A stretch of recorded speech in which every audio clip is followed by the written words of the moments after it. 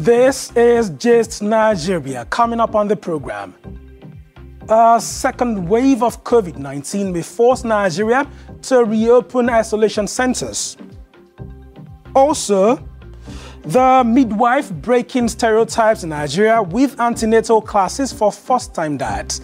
And trapped between poverty and survival, the BBC investigates how a Kenyan woman almost sold a child for $90. Plus, my name is Osagie Ehanire. I'm a professor of electrical and computer engineering. Check me out. The Nigerian professor creating electronic tattoos that can read human anatomy.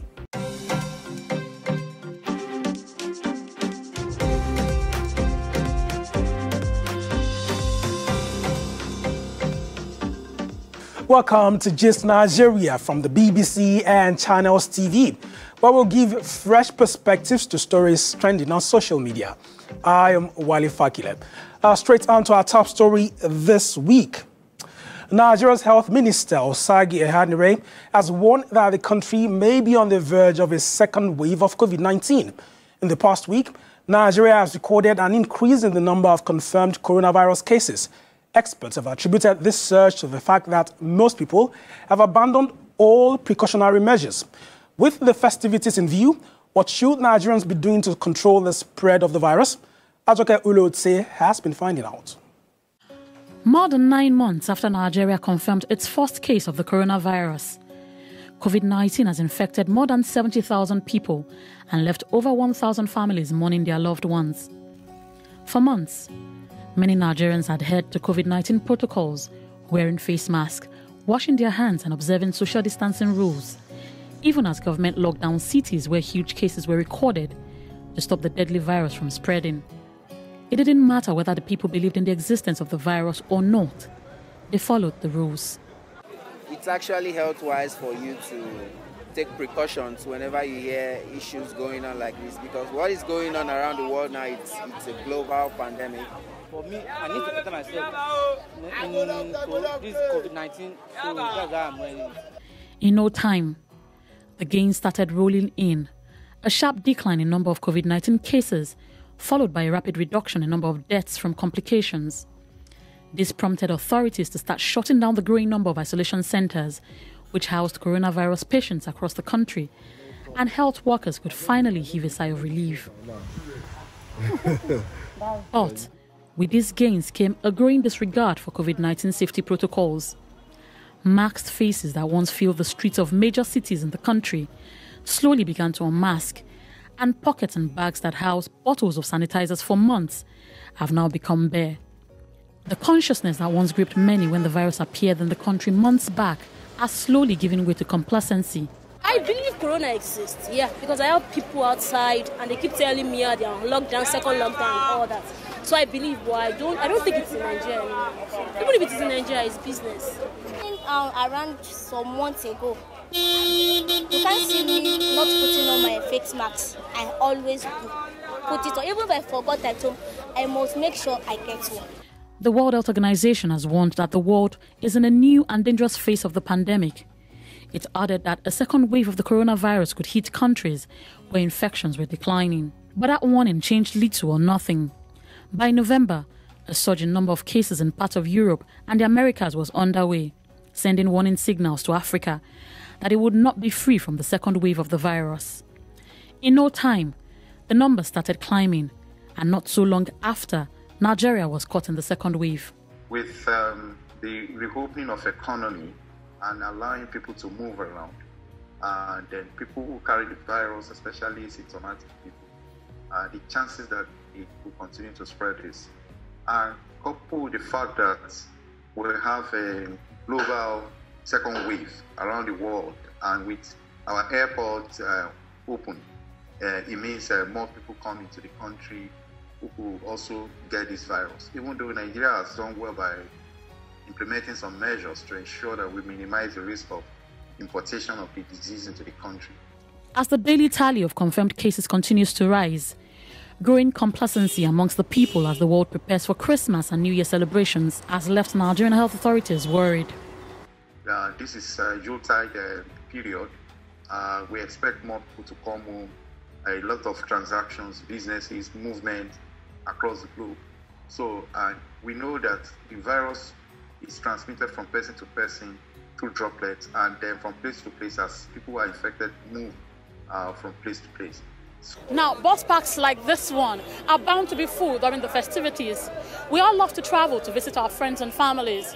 However, health authorities have warned that this is not a good time for non-essential travel. If you must, please take safety precautions. If you have to travel in a public bus, ensure you're wearing face mask during your journey. Avoid touching surfaces in the bus and wash your hands as soon as you get to your destination. If you're on a really long journey, use sanitizers from time to time and avoid touching your face as much as you can. As we travel to our local communities, what are the health measures within the community that could respond to such challenges should they come up?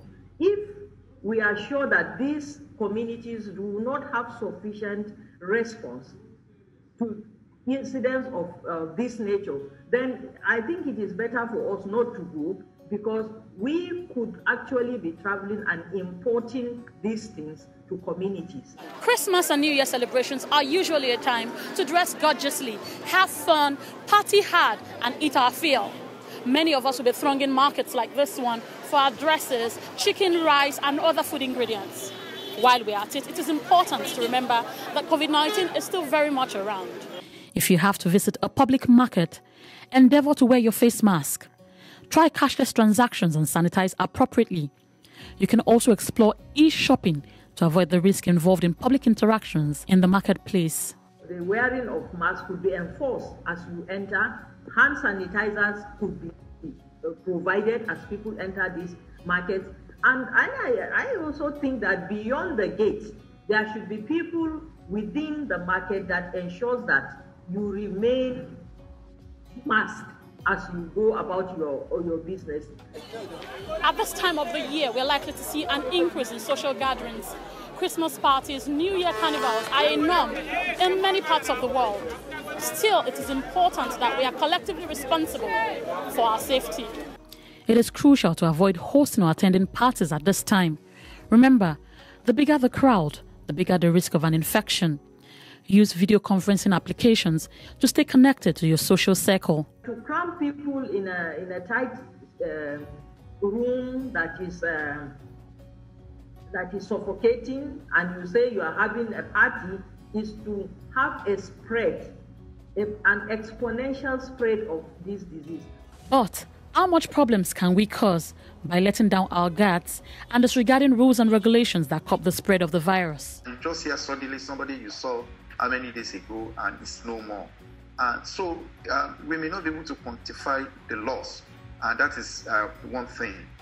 Then again, the economic impact of the lockdown, because if this transmission continues to spread, government may not have any choice but to also go back to lockdown. You can see countries in Europe, in the other parts of the world, and they are now going back to lockdown because of the rate of spread.